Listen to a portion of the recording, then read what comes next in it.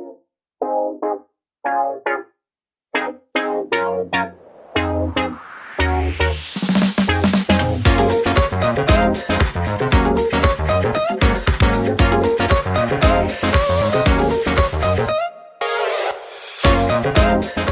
everyone, good afternoon. This is Lloyd Moto 90 and today's video, ang gagawin natin, i-review ang isang langis na pinili ko ngayon sa Shopee.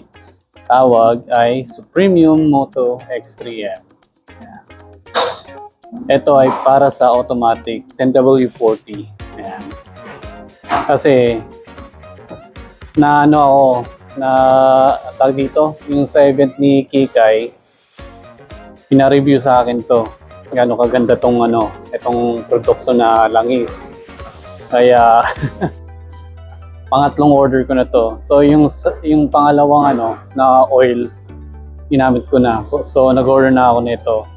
Kasi yung napansin ko kasi sa langis na in-order ko na tag dito, yung ginamit ko na ibang brand, yung Moto yung ibang brand, alam niyo naman, yung Moto Motol na brand na ganun. Kaso yung umubot siya ng mga ng 2,000, nanginginig na, ang lakas ng panginginig. Tapos sobrang itim na itim.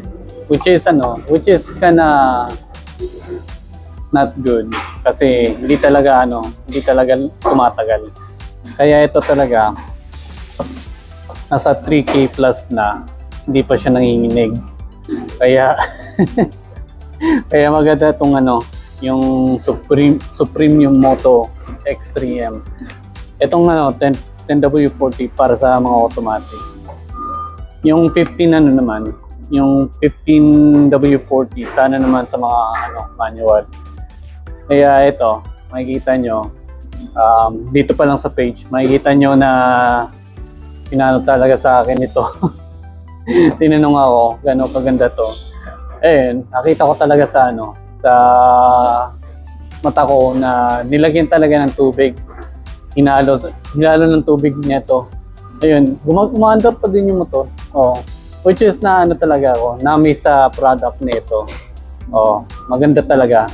Kaya ito na ang pipiliin ko na brand na langis compare sa ibang eto, matahimik na yung makina ko. Tsaka may hatak din siya. Tsaka give a shoutout sa sa Dear Joe.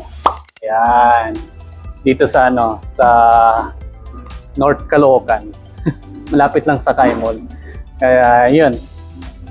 Kaya guys, i-follow niyo yung page ng ng Supremium. Eto.